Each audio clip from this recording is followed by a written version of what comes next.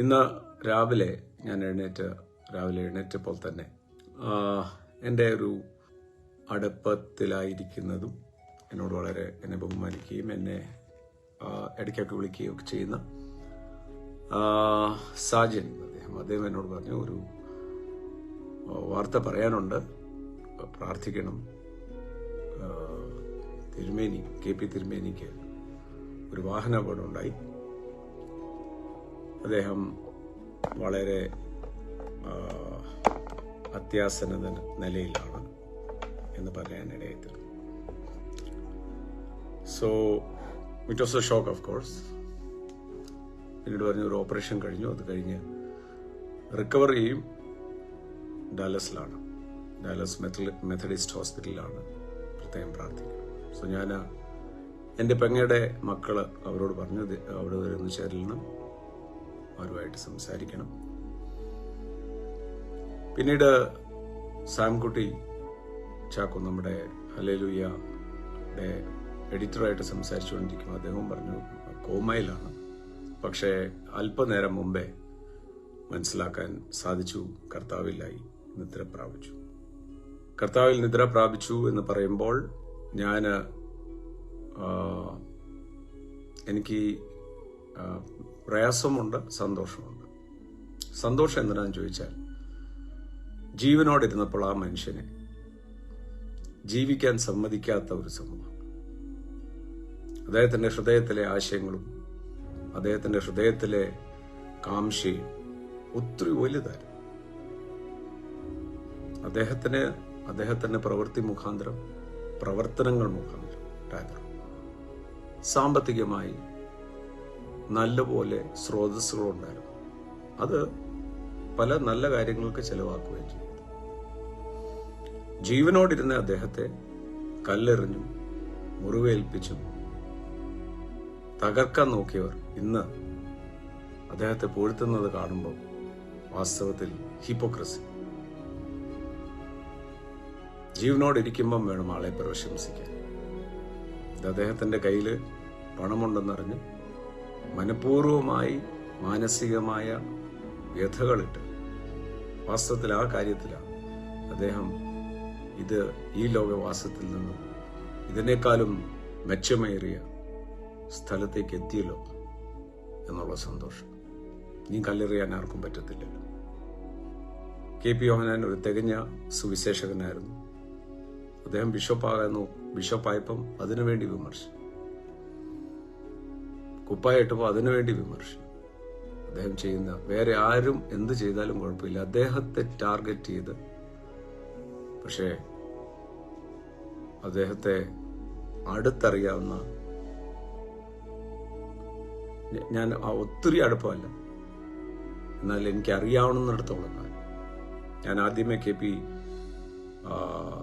യോഹന്നാൻ അദ്ദേഹത്തെ കാണുന്നത്, എൻ്റെ പരിചയത്തിലൊരു ഡോക്ടർ ഇങ്ങനെ KP യോഹന്നാൻ അദ്ദേഹം ഒരു ഹോസ്പിറ്റൽ തുടങ്ങാൻ പോകുന്നു, അവിടെ ജോലി കിട്ടാൻ സാധ്യതയുണ്ടോ എന്ന് അറിയണം. അപ്പം അദ്ദേഹത്തെ വിളിപ്പിച്ചിരിക്കുകയാണ് കാണാൻ. എന്നോട് ചോദിച്ചു, തങ്കൂറാറോട് കൂടെ വരാമോ? ഞാൻ പറഞ്ഞു ഞാൻ വരാം, പക്ഷെ ഒരു കണ്ടീഷനുണ്ട്, പറയരുത് ഞാൻ തങ്കൂറായിരുന്നോ. ഞാനൊരു ഇദ്ദേഹത്തിന്റെ കൂടെ ഒരു പരിചയക്കാരനെ പോലെ കൂടെ വരാം. എന്നാൽ അവിടെ ചെന്നു, ഞങ്ങള് രണ്ടുപേരും ഇരിപ്പുണ്ട്. അപ്പം അദ്ദേഹത്തോട് ഇപ്പോൾ ഏത് സഭയിലാണ് പോകുന്നത്? അപ്പം അദ്ദേഹം പറഞ്ഞു ഞാൻ CSI സഭയിലാണ് പോകുന്നത്, പിന്നെ സമയം കിട്ടുമ്പോൾ സ്വർഗീയവിരുന്ന സഭയിലും പോകാറുണ്ട്. അപ്പം കൂട്ടിക്കൊണ്ട് പോയ ഒരു വ്യക്തിയുണ്ട്. അപ്പം സ്വർഗീയവിരുന്ന് കേട്ട ഉടനെ KP യോഹന്നാൻ അദ്ദേഹത്തിന്റെ മുഖം, ബിഷപ്പ് തിരുമേനി അദ്ദേഹത്തിന്റെ മുഖം അങ്ങ് ബ്രൈറ്റായി. അദ്ദേഹം ചോദിച്ചു, സ്വർഗീയ ഒരു തങ്കു ബ്രദർ അല്ലേ അത് നടത്തുന്നത്? ഒത്തിരി നല്ല വാർത്തകൾ അദ്ദേഹത്തെ കുറിച്ച് കേൾക്കാനുണ്ട്. ഇത് പറഞ്ഞപ്പം ഈ പരിചയപ്പെടുത്തിയ ആൾ എക്സൈറ്റഡ് ആയിട്ട് പറഞ്ഞു, ഇതാണ് തങ്കൂർ എന്ന് പറഞ്ഞു. അപ്പോൾ അദ്ദേഹം ചാടി അങ്ങ് എഴുന്നേറ്റു. അദ്ദേഹം പറഞ്ഞു, നിങ്ങളെക്കുറിച്ച് ഒത്തിരി നല്ലതാ കേൾക്കുന്നത്, ഒരു അപ്രിസിയേഷൻ. കഴിഞ്ഞ വർത്താനം പറഞ്ഞു. ഞാൻ പറഞ്ഞു, ഞാൻ ജനിച്ചത് വളർന്നത് എല്ലാം നോർത്ത് ഇന്ത്യയിലാണ്.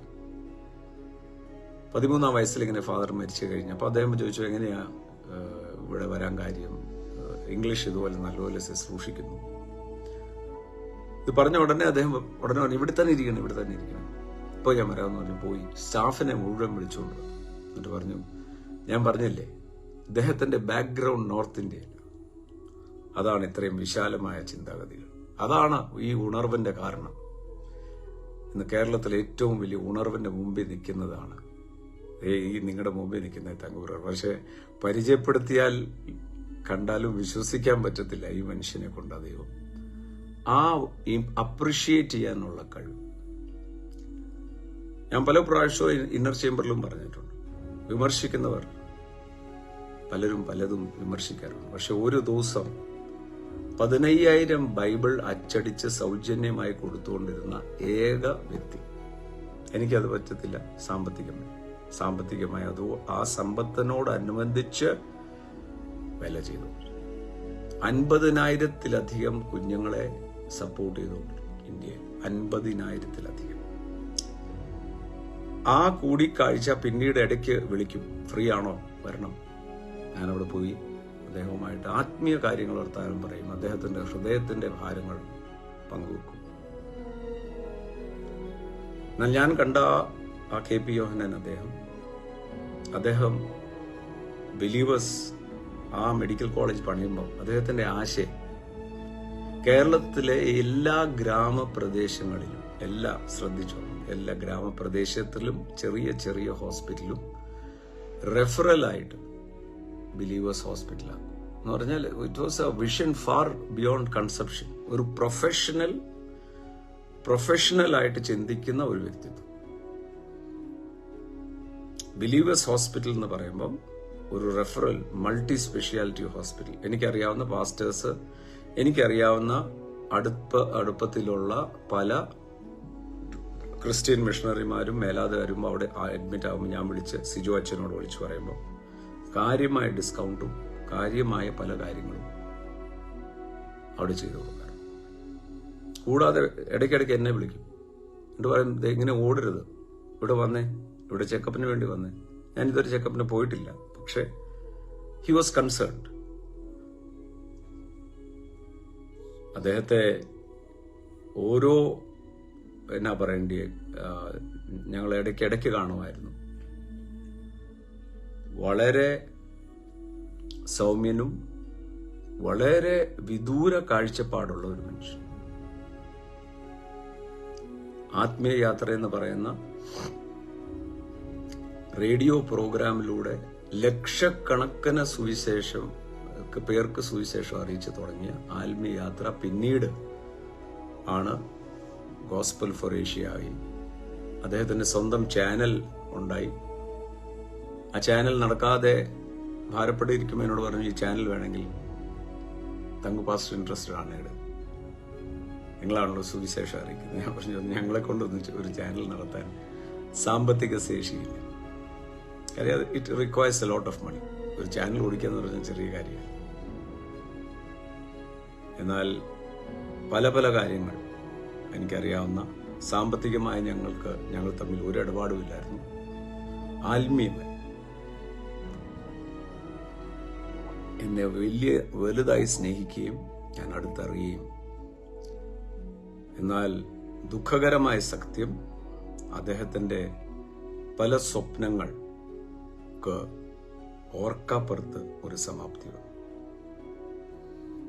അദ്ദേഹത്തിന്റെ സ്വന്തം ക്യാമ്പസിനകത്ത് നടക്കാൻ പോകുന്ന ആള് റോഡിലോട്ട് ഒരാവശ്യം ഇല്ലെന്ന് പറയുമ്പം എന്തുകൊണ്ടാ ഇതിനെ കുറിച്ച് മറുപടി നമുക്കില്ല.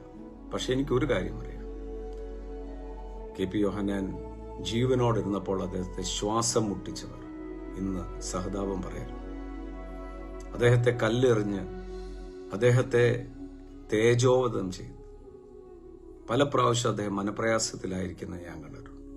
വേണ്ടതും വേണ്ടാത്തതും പറഞ്ഞ് അദ്ദേഹം എസ്റ്റേറ്റ് വാങ്ങിച്ച് ഞങ്ങൾ ഫീഡ് ദ ഹംഗ്രി 2004 ഞാനൊരു ഉന്നത ബിസിനസ്സുകാരൻ്റെ അവിടെ ഫീഡ് ദ ഹംഗ്രി ഞങ്ങളുടെ റീച്ച് വേൾഡ് വൈഡിന്റെ സൗജന്യ ഭക്ഷണ വിതരണത്തിന് വേണ്ടി നിങ്ങളെല്ലാം സഹകരിക്കണമെന്ന് പറയാൻ ചെന്നപ്പോൾ അദ്ദേഹം പറഞ്ഞു, ആ പൈസ എല്ലാം വാങ്ങിച്ച് കണ്ടോ, KP യോഹന്നാൻ എസ്റ്റേറ്റ് വാങ്ങിച്ചു. പിന്നെ എന്ത് ചെയ്യണം? എല്ലാ ദിവസവും നിങ്ങൾ പൈസ തരാമെന്ന് ചോദിക്കണം. എന്തിനാ എസ്റ്റേറ്റ് വാങ്ങിച്ചത്? ഞാൻ ഇതെല്ലാം ലൈവിൽ പറഞ്ഞിട്ടുണ്ട്. അപ്പോൾ അതിന് ചിലര് പറഞ്ഞു KP യോഹന്നാനുമായിട്ട് തങ്കൂറർ ചേർന്നുകൊണ്ടാണ്. ഒരു ചേർച്ചയില്ല. ഒരു സാമ്പത്തികമായോ സ്പിരിച്വൽ ആയിട്ടോ ഒരു അഫിലിയേഷൻസും ഞങ്ങൾ തമ്മിലില്ല. പക്ഷെ ഞാൻ ആ മനുഷ്യനെ ബഹുമാനിക്കുന്ന ഒരു മനുഷ്യൻ. ഞാൻ ബഹുമാനിക്കേണ്ടവരെ ബഹുമാനിക്കും.